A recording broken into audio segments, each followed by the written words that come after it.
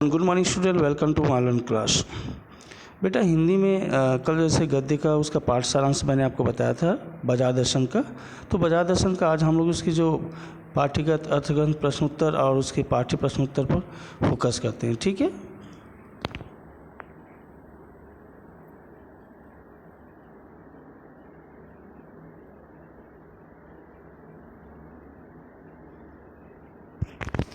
ये जो पहला वाला यहाँ पे दिया हुआ है अर्थग्रंथ संबंधी प्रश्नोत्तर, जिसमें एक बार की बात कहता हूँ, मित्र बाजार गए थे से लेकर जो है आपको वहाँ पे देखना है कि उनका मन गर्व से भरा फूला हुआ था, ठीक है। ये आपका जो है अर्थग्रंथ संबंधी जो गद्य पाठ है। अब इसका जो प्रश्नोत्तर जो है देखिए यहाँ पे लेखक ने किस बात को पत्नी की महिमा कहा, ठीक है। लेखक ने किस बात को पत्नी की महिमा कहा।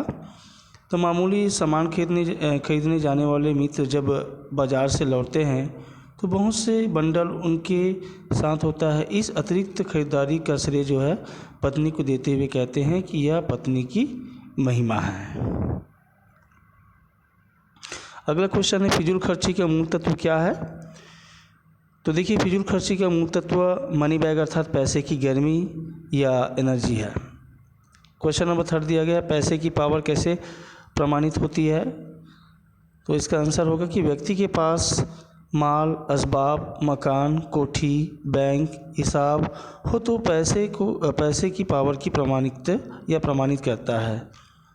नंबर 4 है संयमी लोगों पर पैसे की पावर का क्या प्रभाव होता है।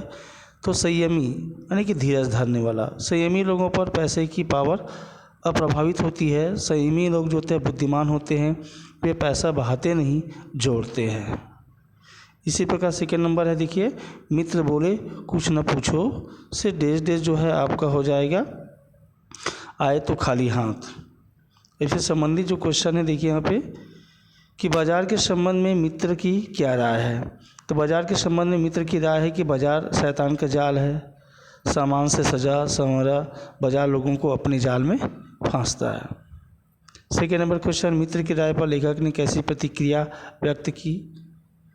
मित्र की राय पर लेखक ने प्रतिक्रिया व्यक्त करते हुए कहा कि बाजार आमंत्रित कहता है आओ मुझे लूटो और लूटो सब भूल जाओ मुझे देखो। क्वेश्चन नंबर 3 है बाजार का कैसा नियंत्रण लोगों को आकर्षित करता है और किस प्रकार। तो बाजार का मुख्य आमंत्रण लोगों को आकर्षित करता है क्योंकि इससे चाह जगती है। चाह का मतलब अभाव है, उनके पास काफ़ी नहीं है और चाहिए। क्वेश्चन नंबर 4 है बाजार का चौक लोगों पर कैसा प्रभाव डालता है। तो इसका उत्तर होगा बेटा आपका कि बाजार का चौक लोगों को पागल बना डालता है, असंतोष, तृष्णा और ईर्ष्या से घायल कर उन्हें सदा के लिए बेकार बना डालता है। इसी प्रकार क्वेश्चन नंबर जो 5वां जो है आपका लेखक का दूसरा मित्र बाजार में खाली हाथ क्यों आता है, ठीक है। तो इसका उत्तर होगा कि लेखक के दूसरा मित्र बाजार से खाली हाथ इसलिए आता है कि उसे यही समझ नहीं आ रहा था कि वह क्या खरीदे और क्या छोड़े, क्योंकि बाजार में सभी सामान खरीदने लायक थी। इसलिए लेखक के दूसरा मित्र जो था वो खाली हाथ वापस आया। 3rd नंबर यहाँ पे गद्य है बाजार में एक जादू है, वह जादू आँख की राह काम करता है से लेकर जो है आपका हो जाएगा आवश्यकता के समय काम आना। अब इससे संबंधित जो क्वेश्चन है कि बाजार के जादू की तुलना किसी की गई है और क्यों। तो देखिए यहाँ पे दिया हुआ है बाजार की जादू की तुलना चुंबक और लोहे से की गई है। लोहा चुंबक की चुंबकीय शक्ति से आकर्षित होकर उस पर चिपक जाता है। ठीक उसी प्रकार लोग बाजार के जादू से उसकी ओर स्वतः ही खींचे चले आते हैं। सेकेंड नंबर क्वेश्चन है आपका बाजार का जादू कब कब खूब चलता है। तो बाजार का जादू जब जेब भरी हो और मन खाली हो तब तो चलता है, किंतु जब जेब खाली हो और मन भरा न हो तभी बाजार का जादू चल जाता है। क्वेश्चन नंबर 3 है बाजार के जादू का असर उतरने पर क्या होता है। तो बाजार के जादू का असर उतरने पर पता चलता है कि कैसी चीज़ें बहुतायत आराम नहीं देती, आराम से खलल डालती है। फिर अगला क्वेश्चन नंबर 5 है बाजार की असली कृतार्थता कैसे होती है। तो बाज़ार की चीज़ें खरीदने के समय काम आने से बाज़ार की कृतार्थता होगी। ठीक है, क्या बोला गया कि आवश्यकता की चीज़ें खरीदने के समय काम आने से बाज़ार की कृतार्थता होगी। क्वेश्चन नंबर 6 है लू का लूपन व्यर्थ कैसे हो सकता है। तो लू का लूपन तब व्यर्थ हो सकता है जब हम गर्मी में लू के समय घर से बाहर निकले तो पानी पीकर निकले। इससे लू का असर सीधे आंतरिक अंगों पर नहीं पड़ेगा और पानी की ठंडकता लू के प्रभाव को निष्क्रिय कर देगा। चौथा नंबर है यहाँ एक अंतर चिन्ह लेना बहुत ज़रूरी है। इसे लेकर जो है आपको अभियान हम महाशून्य ही ना होते अपूर्ण है इसी से हम से तक। अब इससे संबंधित जो क्वेश्चन दिया गया है कि सनातन भाव से संपूर्ण कौन है और किस प्रकार। तो सनातन भाव से संपूर्ण ईश्वर है अर्थात परमात्मा है, क्योंकि वे शून्य है। लोभ की जीत कैसे होती है। तो मन में इच्छाओं का होना, किंतु वहाँ नकार को व्यक्त करना लोभ की जीत है और व्यक्ति की हार होती है। ठीक है। थर्ड नंबर है लेखक ने हठ योग किसे कहा है। तो देखिए यहाँ पे कवि लेखक के अनुसार मन के लोभ को रोकने के लिए शरीर को दिए जाने वाला कष्ट हठ योग है। चौथा नंबर क्वेश्चन है अपनी आँख फोड़ डालने का क्या तात्पर्य है। तो देखिए यहाँ पे आँख फोड़ डालने का तात्पर्य है लोभ की वस्तुओं को देखने से बचने के लिए आंखें बंद कर ली जाए और संयम बरतने का प्रयास किया जाए। फिर है आपका मन खाली होने और बंद होने का क्या अर्थ है। तो मन खाली होना अर्थात असंतोष की भावना का होना, मन बंद होना अर्थात शून्य होना। शून्य होने के अधिकार सिर्फ परमात्मा की है। सातवां नंबर क्वेश्चन है छठवां नंबर है तब की राह को मोक्ष की राह क्यों नहीं कहा गया। ठीक है, तब की राह को मोक्ष की राह क्यों नहीं कहा गया। तो तब की राह को मोक्ष की राह इसलिए नहीं कहा गया कि मनुष्य अपूर्ण है, उससे इच्छाओं का होना स्वाभाविक है। इच्छाओं का दमन करना तप नहीं है बल्कि एक मृग तृष्णा है जो रेगिस्तान की ओर जाती है, मोक्ष की ओर नहीं। क्वेश्चन नंबर 7 है आपका मनुष्य का चैन भंग कैसे होता है। तो मनुष्य के मन को बंद करने की चाहत में जब लोभ की वस्तुओं को न देखने के लिए आंखें बंद करता है तो वह बाहर से दिखाई नहीं पड़ती, किंतु मन के अंदर स्वप्न में उसे दिखाई पड़ती है, उसका चैन भंग हो जाता है। इसी प्रकार पांचवा जो अर्थग्रंथ संबंधी जो गद्य है कहीं आप भूल न कर बैठिएगा से लेकर जो है सलज ही न हो जाती होगी। अब इससे संबंधित जो क्वेश्चन है आपका बेटा कि चूरन वाले भगत जी को नाचीज आदमी क्यों कहा गया है। तो चूरन वाले भगत जी को नाचीज आदमी इसलिए कहा गया है क्योंकि वह सांसारिक लोगों की भेड़ चाल से तटस्थ अपनी आवश्यकता के अनुसार ही बाजार को महत्व देता है। फिर उसके बाद किस पर बाजार का जादू वार नहीं कर पाता और क्यों।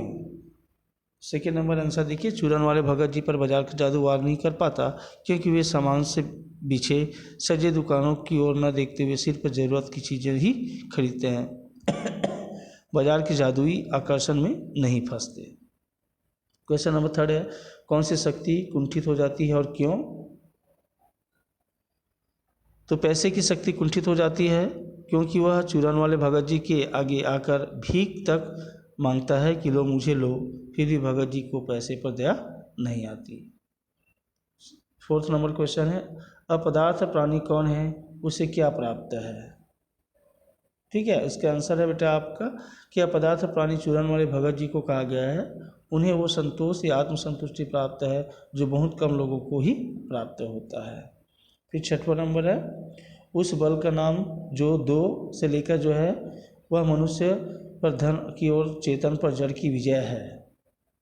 अब इससे संबंधित जो क्वेश्चन दिया गया है यहाँ पे स्पिरिचुअल्स किसे कहा गया है।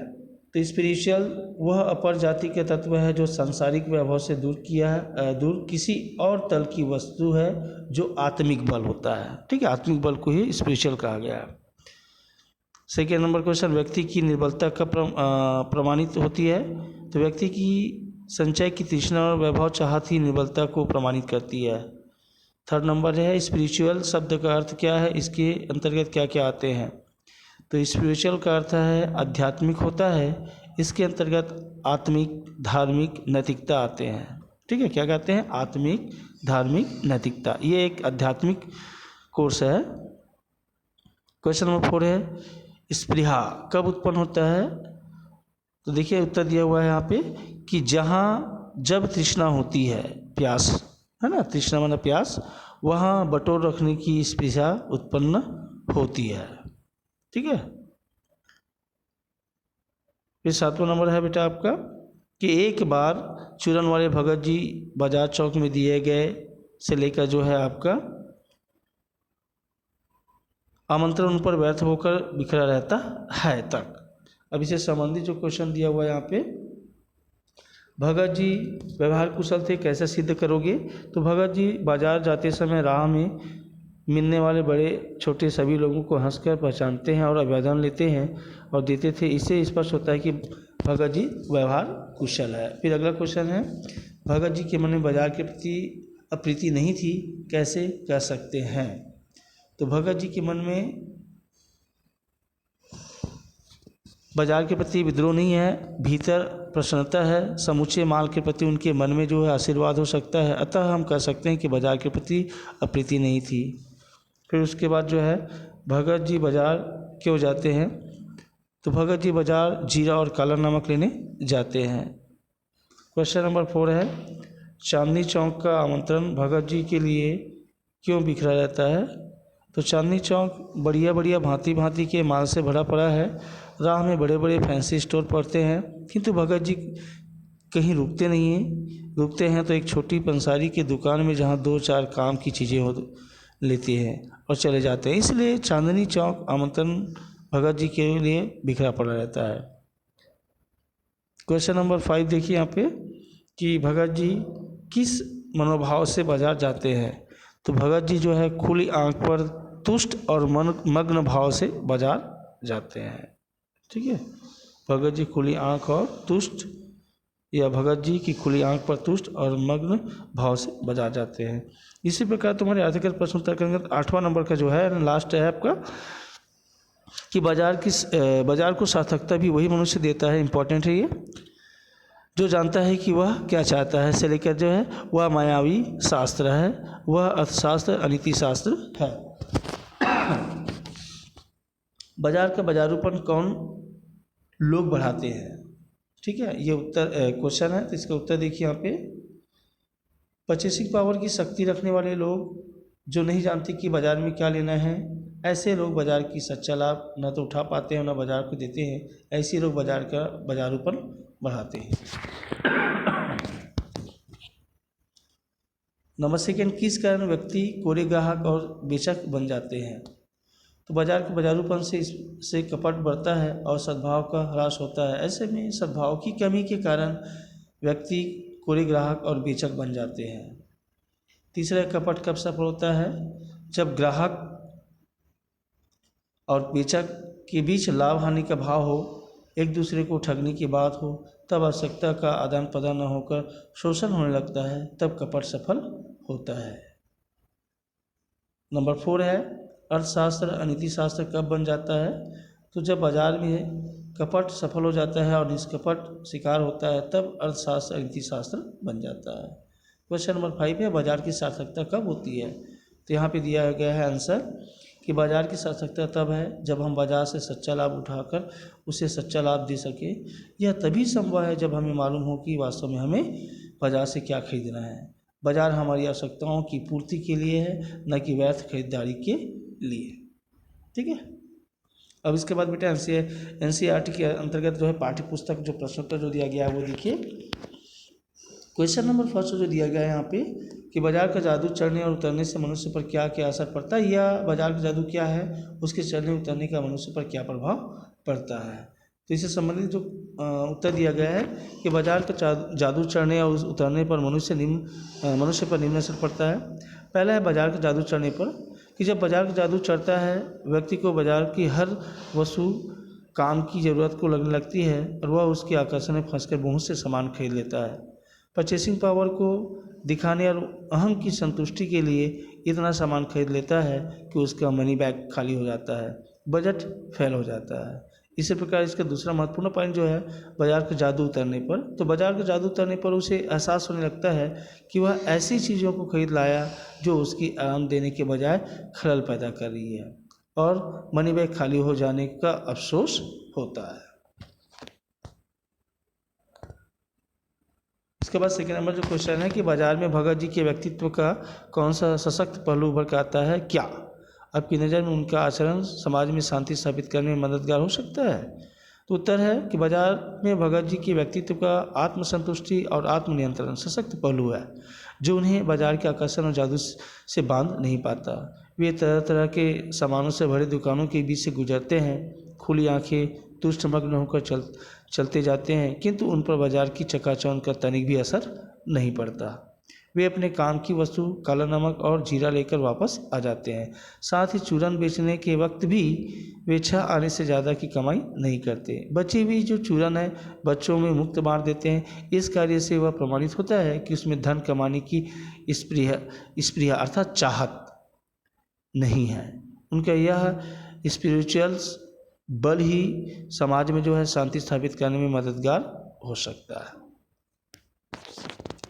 क्वेश्चन नंबर जो 3 है यहाँ पे, बाजारूपन से क्या तात्पर्य है? किस प्रकार के व्यक्ति बाजार को सार्थकता प्रदान करते हैं अथवा बाजार की सार्थकता किस में से है? उत्तर देखिए यहाँ पे, बाजारूपन से तात्पर्य खाली मन और भरी जेब से बाजार जाने वाले वे लोग जिन्हें यही नहीं मालूम होता कि उसकी ज़रूरत क्या है, उन्हें क्या खरीदना है। ऐसे लोग अपनी परचेसिंग पावर के गर्व में गैर जरूरी वस्तुओं को खरीदकर बाजार का बाजारूपन बढ़ाते हैं। ठीक है, क्या बोला गया कि खाली मन और भरी जेब से बाजार जाने वाले लोग जिनको ये पता नहीं होता कि उनको बाजार में क्या खरीदना है और क्या उसकी ज़रूरत है। इससे बाजार में कपट बढ़ती है और एक ही हानि दूसरे का लाभ होता है।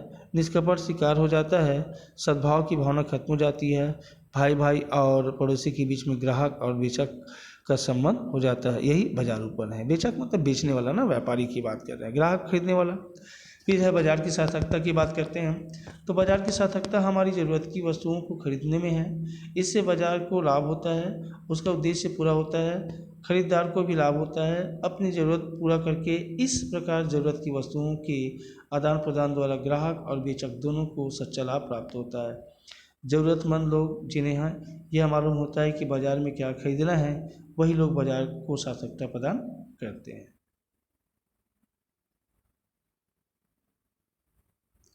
क्वेश्चन नंबर 4 जो है, बाजार की सीलिंग जाति धर्म या क्षेत्र नहीं देखता, वह दिखता है सिर्फ उसकी क्रय शक्ति को। इस रूप में वह एक प्रकार से सामाजिक समता का भी रचना करता है। आप इससे कहाँ तक सहमत है? तो देखिए, बाजार किसी का लिंग जाति या धर्म या क्षेत्र नहीं देखता, वह देखता है सिर्फ उसकी क्रय शक्ति। ठीक है, परचेसिंग पावर। इस रूप में वह एक प्रकार से सामाजिक समता की भी रचना करता है। इससे मैं पूर्णतः सहमत हूँ, क्योंकि बाजार का निर्माण ही लोगों की ज़रूरतें पूरी करने के लिए किया गया है।